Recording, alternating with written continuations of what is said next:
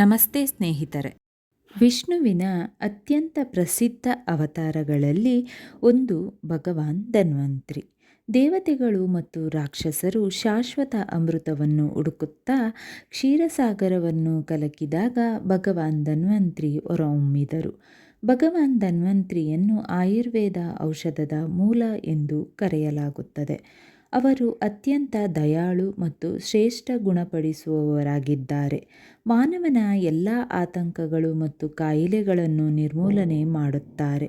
ಧನ್ವಂತರಿ ಜಯಂತಿಯು ಧನ್ತೆರಸ್ ದಿನದಂದು ಬರುತ್ತದೆ. ಇದನ್ನು ಕಾರ್ತಿಕ ಮಾಸದ ಕೃಷ್ಣ ಪಕ್ಷದ ತ್ರಯೋದಶಿ ತಿಥಿಯಂದು ಆಚರಿಸಲಾಗುತ್ತದೆ. ಮಾನವ ದುಃಖವನ್ನು ಕಡಿಮೆ ಮಾಡಲು ಮತ್ತು ಭಕ್ತರ ಜೀವನದಲ್ಲಿ ಸಂತೋಷ ಮತ್ತು ಯಶಸ್ಸನ್ನು ಉತ್ತೇಜಿಸಲು ಧನ್ವಂತರಿ ಮಂತ್ರಗಳನ್ನು ಪಠಿಸಲು ಈ ದಿನವನ್ನು ಅತ್ಯಂತ ಪ್ರಬಲ ದಿನವೆಂದು ಪರಿಗಣಿಸಲಾಗಿದೆ.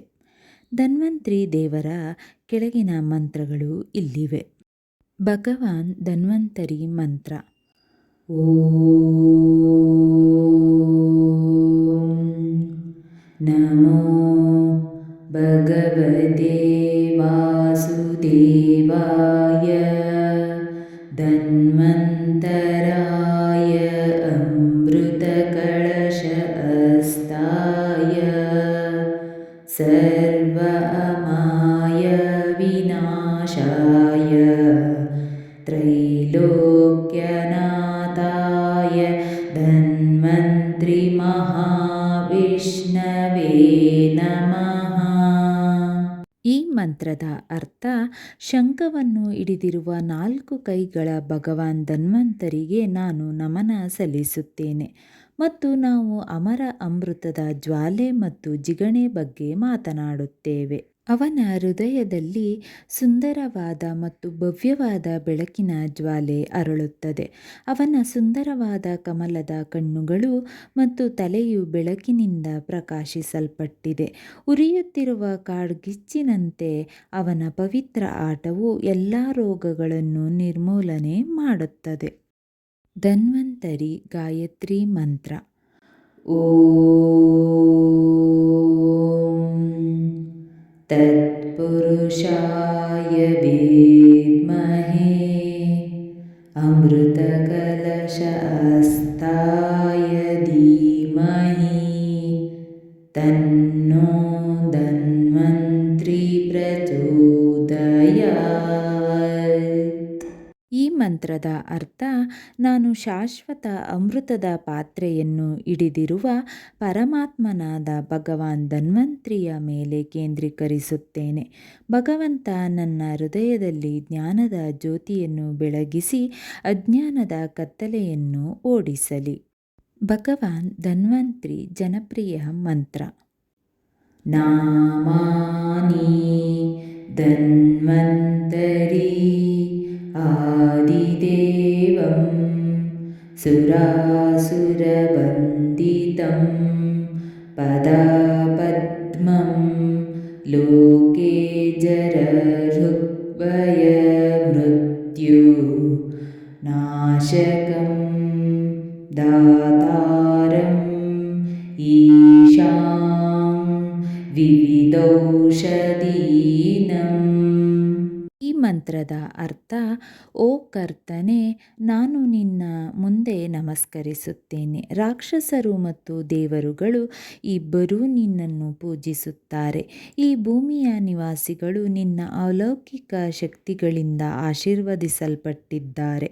ಇದು ಅವರ ಮರಣದ ಭಯ, ವೃದ್ಧಾಪ್ಯ, ಕಾಯಿಲೆಗಳು ಮತ್ತು ಕಾಯಿಲೆಗಳನ್ನು ಹೋಗಲಾಡಿಸಲು ಸಹಾಯ ಮಾಡುತ್ತದೆ. ಓ ಕರ್ತನೇ, ಮಾನವೀಯತೆಯು ಎದುರಿಸುತ್ತಿರುವ ಕಾಯಿಲೆಗಳನ್ನು ನಾನು ಗುಣಪಡಿಸಲು ನಿಮ್ಮ ಉಡುಗೊರೆಗಳು ಮತ್ತು ಔಷಧಿಗಳನ್ನು ನನಗೆ ಹೇರಳವಾಗಿ ಒದಗಿಸಿ. ಧನ್ವಂತರಿ ಮಂತ್ರದ ಪ್ರಯೋಜನಗಳು. ಧನ್ವಂತರಿ ಮಂತ್ರದ ಪಠಣವು ಮಾನವನ ಚೈತನ್ಯ ಮತ್ತು ಶಕ್ತಿಯ ಮಟ್ಟವನ್ನು ಹೆಚ್ಚಿಸುತ್ತದೆ. ಇದು ಸ್ವಾಭಾವಿಕವಾಗಿ ಬರುವ ಯೋಗಕ್ಷೇಮದ ಭಾವನೆಯನ್ನು ಸಾಧಿಸಲು ಸಹಾಯ ಮಾಡುತ್ತದೆ.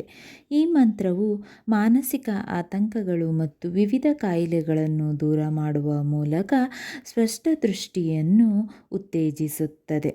ಈ ಮಂತ್ರವನ್ನು ಪಠಿಸಿದಾಗಲೆಲ್ಲ ಅದರ ಸ್ವರ್ಗೀಯ ಶಕ್ತಿಗಳು ನಿಮ್ಮನ್ನು ಸ್ಪರ್ಶಿಸುತ್ತವೆ ಮತ್ತು ನಿಮ್ಮ ದೇಹ, ಮನಸ್ಸು ಮತ್ತು ಆತ್ಮದ ಮೇಲೆ ಗುಣಪಡಿಸುವ ಪರಿಣಾಮವನ್ನು ಬೀರುತ್ತವೆ. ಇದನ್ನು ಕನಿಷ್ಠ 108 ಬಾರಿ ಪಠಿಸಬೇಕು, ಏಕೆಂದರೆ ಇದನ್ನು ಎಷ್ಟು ಬಾರಿ ಪಠಿಸುತ್ತಾರೋ ಅದರ ಗುಣಪಡಿಸುವ ಮತ್ತು ಪ್ರಯೋಜನಕಾರಿ ಪರಿಣಾಮಗಳು ಹೆಚ್ಚಾಗುತ್ತವೆ. ಧನ್ವಂತರಿ ಮಂತ್ರಗಳನ್ನು ಪಠಿಸುವುದರಿಂದ ವಾಸಿಯಾಗದ ಕಾಯಿಲೆಗಳು ಗುಣಪಡಿಸಬಹುದು. ಈ ಮಂತ್ರವು ವಿವಿಧ ರೀತಿಯ ದೈಹಿಕ ಮತ್ತು ಮಾನಸಿಕ ಕಾಯಿಲೆಗಳನ್ನು ಗುಣಪಡಿಸುತ್ತದೆ. ಈ ಘೋಷಣೆಯ ಅಂತಿಮ ಪ್ರಯೋಜನವೆಂದರೆ ಮುಕ್ತಿ. ಧನ್ವಂತರಿ ಮಂತ್ರ ಜಪ ಮಾಡುವುದು ಹೇಗೆ ಎಂದು ತಿಳಿಯೋಣ. ಸೂರ್ಯೋದಯದ ಮೊದಲು ಮತ್ತು ಸಮಯದಲ್ಲಿ ಈ ಮಂತ್ರವನ್ನು ಪಠಿಸುವುದು ಹೆಚ್ಚು ಪರಿಣಾಮಕಾರಿಯಾಗಿದೆ. ಸ್ನಾನ ಮಾಡಿದ ನಂತರ ಈ ಮಂತ್ರವನ್ನು ಪಠಿಸಲು ನೀವು ತುಳಸಿ ಅಥವಾ ಕಮಲದ ಮಣಿಯನ್ನು ತೆಗೆದುಕೊಳ್ಳಬೇಕು. ಅನಾರೋಗ್ಯದಿಂದ ಬಳಲುತ್ತಿರುವವರು ಸಹ ಈ ಮಂತ್ರವನ್ನು ಪಠಿಸುವ ಮೂಲಕ ಗುಣಮುಖರಾಗಬಹುದು. ದಿನಗಳು ಕಳೆದಂತೆ ಮಂತ್ರವನ್ನು 108ರ ಗುಣಕಗಳಲ್ಲಿ ಪಠಿಸಿ, ಸಂಖ್ಯೆಯನ್ನು ಹೆಚ್ಚಿಸಿ. ಬಡವರಿಗೆ ಮತ್ತು ಅಗತ್ಯದಲ್ಲಿರುವವರಿಗೆ ಆಹಾರ ಮತ್ತು ಔಷಧಿಗಳನ್ನು ನೀಡಿ. ಈ ದಯೆಯ ಕಾರ್ಯದಿಂದ ಮಂತ್ರಪಠಣದ ಶಕ್ತಿ ಹೆಚ್ಚಾಗುತ್ತದೆ. ಓಂ ನಮೋ ಭಗವತೆ ಮಹಾಸುದರ್ಶನಾಯ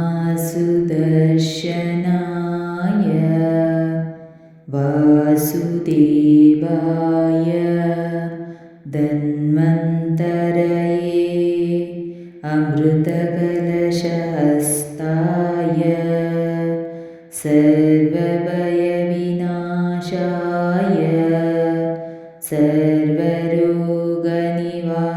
ಸರ್ವರೋಗನಿವಾರಣಾಯ ನಮಃ. ಓಂ ನಮೋ ಭಗವತೆ ಮಹಾಸುದರ್ಶನಾಯ ವಾಸುದೇವಾಯ